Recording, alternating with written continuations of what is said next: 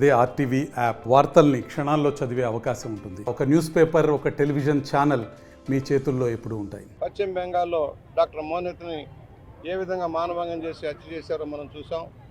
నిత్యం దేశంలో ఎక్కడో చోట మహిళల మీద హత్యలు, మానభంగాలు మన బాధను పెంచుతూ ఉన్నాయి. ఇవాళ ఒకటే మహిళలకు రక్షణ కల్పించాల్సిన అవసరం ఉంది. ఇవాళ పురుషులతో సమానంగా మహిళలు కూడా అన్ని రంగాల్లో ముందుకు వస్తున్నారు. అర్ధరాత్రి అపరాత్రి కూడా పనిచేసే పరిస్థితి వస్తుంది. ఐటీ రంగంలో కానీ లేక సర్వీస్ రంగంలో కానీ పనిచేస్తూ ఉన్నారు. వాళ్ళకి రక్షణ లేకుండా పోతుంది. మానవ జాతిలో పురుషుల్లో మార్పు రావాల్సిన అవసరం ఉంది. తన చెల్లికి, తన తల్లికి జరిగే అవమానంగా భావించాల్సిన పరిస్థితి ఉంది. గౌరవిద్దాం, మహిళలను గౌరవిద్దాం. మహిళలను గౌరవించి వారిని కూడా సంఘంలో సమాన స్థాయికి తీసుకొచ్చేంత వరకు కూడా పోరాటం చేయాలి. మహాత్మా గాంధీ కలలు కన్న రాజ్యం, అర్ధరాత్రి కూడా అపరాత్రి అయినా సరే మహిళలు ఒంటరిగానే స్వేచ్ఛగా తిరగగలిగిన స్వాతంత్రం రావాలని కోరుకున్నారు. ఆ విధమైన స్వేచ్ఛ రావాలని కోరుకుందాం. మరోసారి దుష్టులు శిక్షించాలి, కఠినంగా ఉండాలి శిక్షలు. ఎలా ఉందంటే న్యాయ వ్యవస్థ పటిష్టంగా కావాల్సిన అవసరం ఉంది. సంవత్సరాల తరబడి కేసులు నాగుతుంటాయి.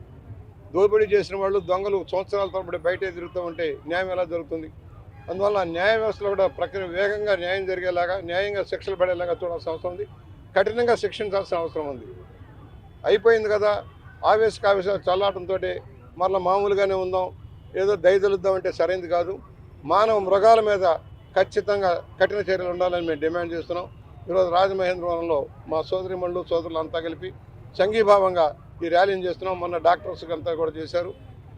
విధినిర్వహణ నర్సులకు కానీ డాక్టర్స్కి కానీ ఎలాంటి ఆపద రాకుండాను సరైన సౌకర్యాలు ఉండేలాగా చూడాలని భారత ప్రభుత్వాన్ని, రాష్ట్ర ప్రభుత్వాన్ని కూడా మనం డిమాండ్ చేస్తున్నాం. హైదరాబాద్ సుచిత్ర సర్కిల్ కి ఒక విశేషం. మీ లలిత జ్యువెలరీ సుచిత్ర సర్కిల్ కి వచ్చేసింది. ఆగస్ట్ 18న బ్రహ్మాండమైన ప్రారంభోత్సవం. Lalitha jewellery, A block, Green Park avenue, Suchitra road. మీ లలిత జ్యువెలరీలో ధరలు చెక్ చేయండి. డబ్బులు చాలా చాలా ఆదా చేస్తారు. డబ్బులు ఎవరికి ఊరికే రావు.